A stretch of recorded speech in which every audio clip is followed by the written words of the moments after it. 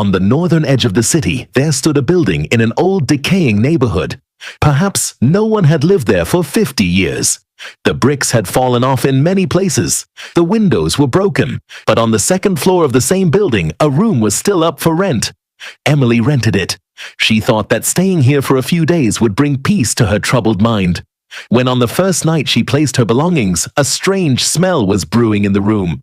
A mix of dampness, stale clothes, and something rotten.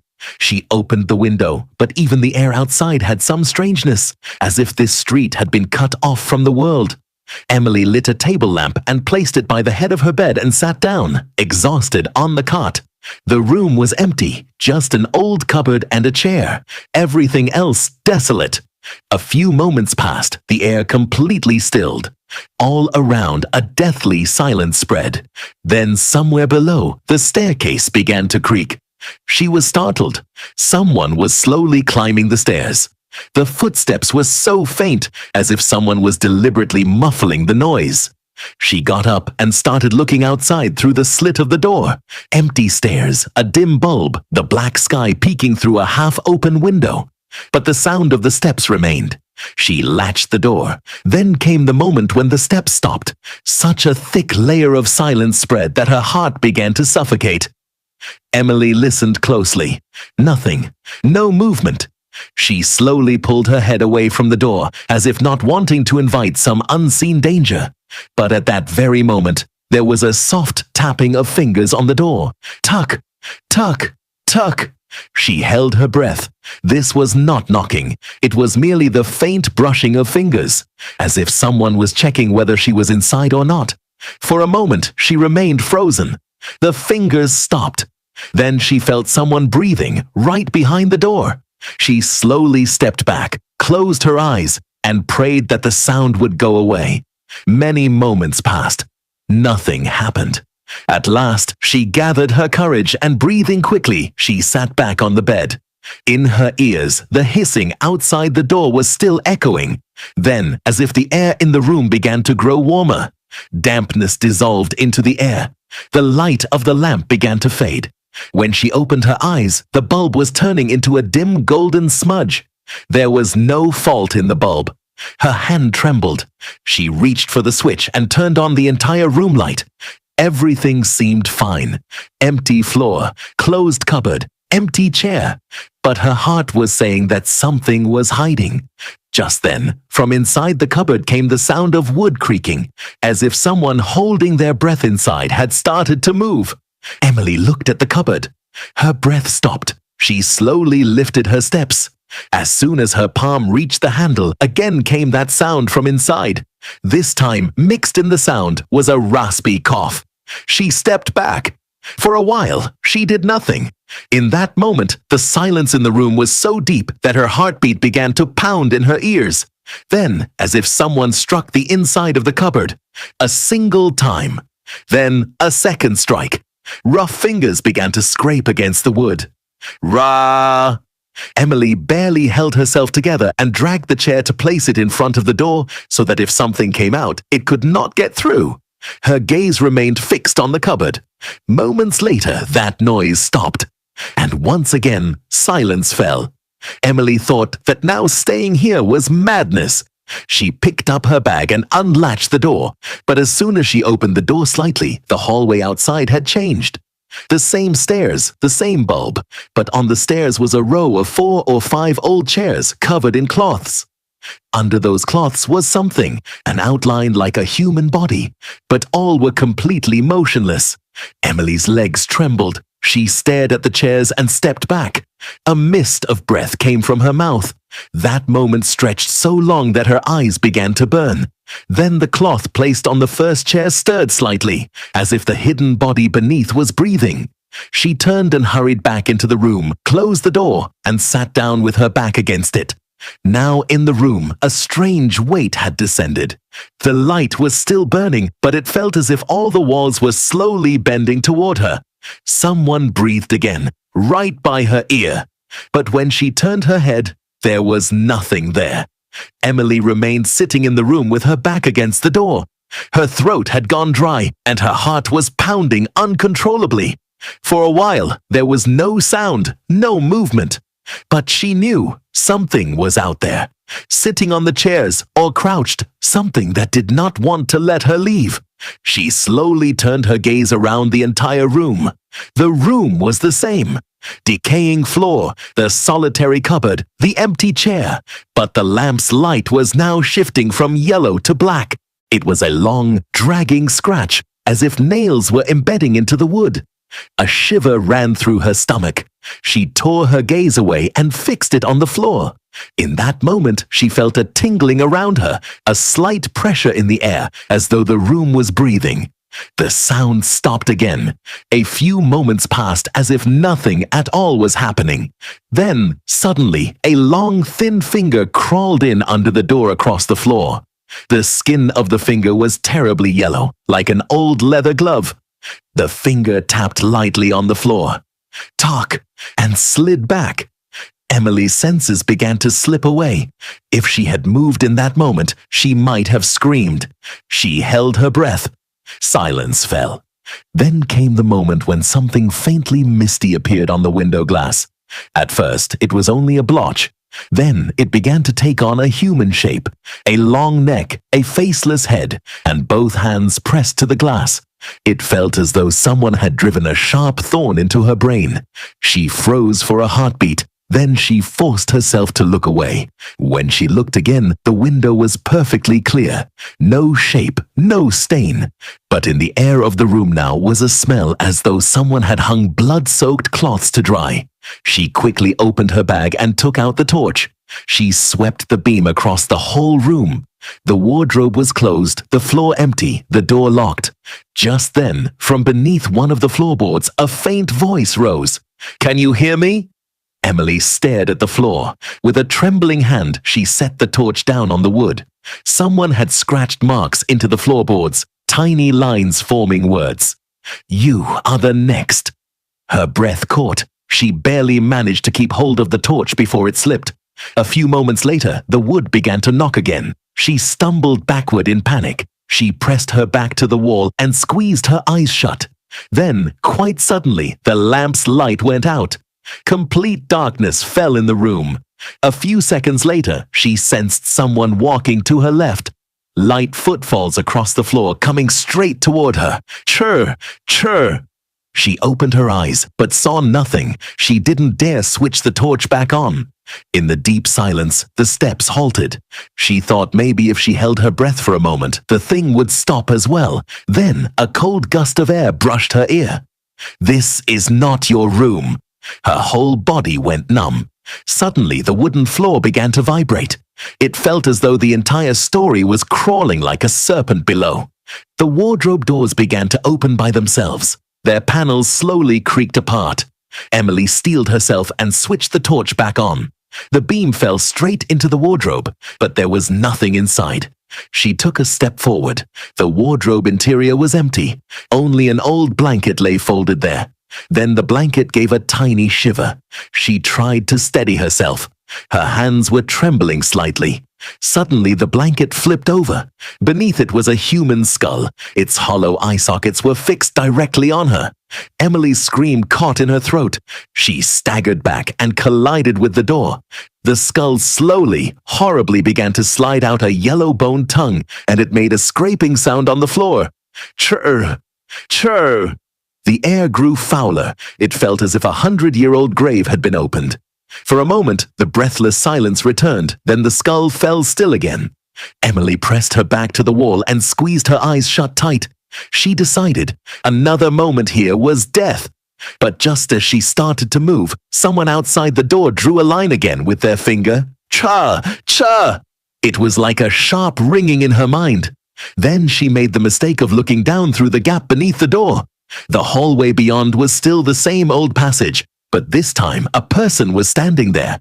The whole figure wrapped in a black shroud. Head bowed, its ribs protruding against the fabric. It stood motionless. Then, very slowly, it raised its head. Its face was a black void, without eyes, without a mouth.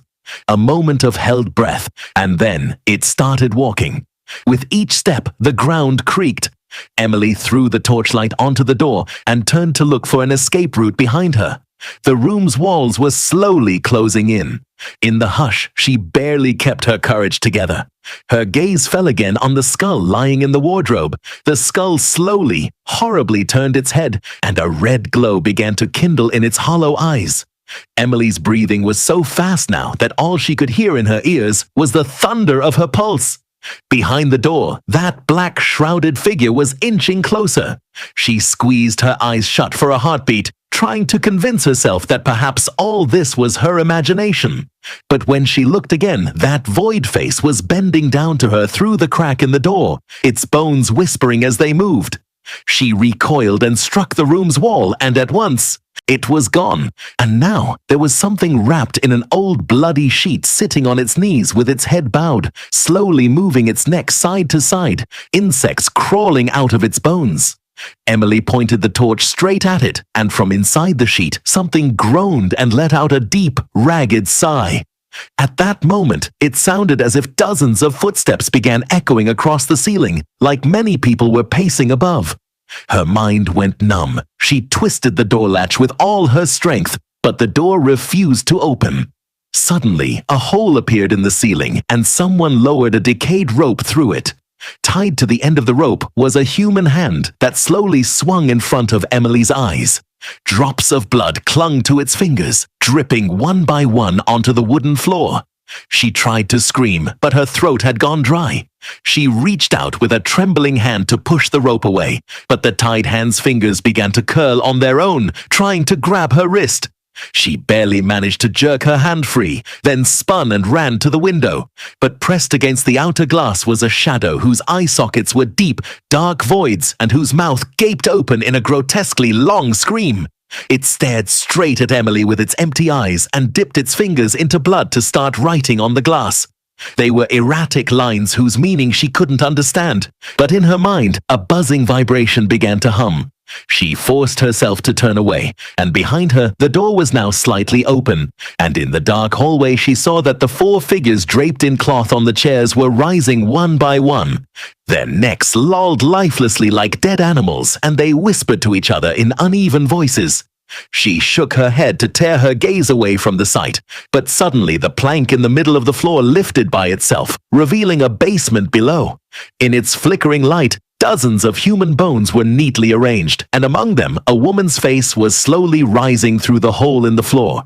It was her own face, its eyes closed and lips half parted as if about to speak. Fire raced up Emily's spine, and she turned and pulled at the door again with all her might. This time, the door swung fully open, but the corridor outside was no longer the same building. It was a long, narrow hallway lined on both sides with empty beds, and on each bed rested a human skull. She took one step out, and the ground began to sink like a swamp.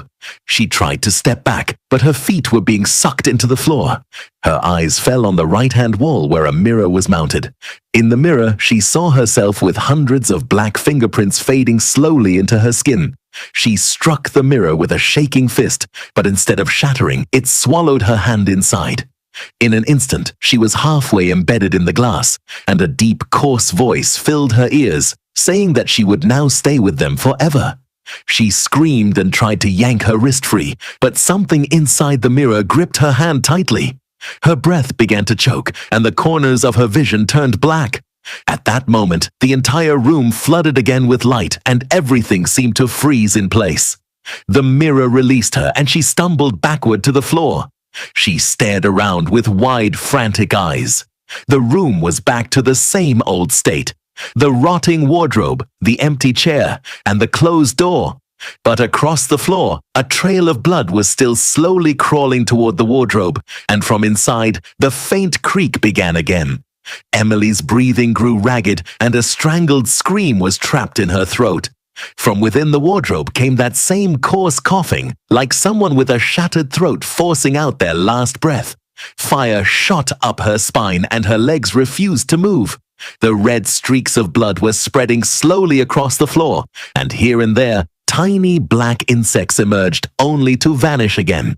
She shone her torch onto the floor, and in the beam, a thin, wasted face began to surface in the blood, its closed eyes slowly opening, revealing a horrific emptiness inside. The face slowly slithered into the middle of the room, its skin clinging to the bones, and Emily tried to step back, but her heels slipped in the blood and she crashed against the wall.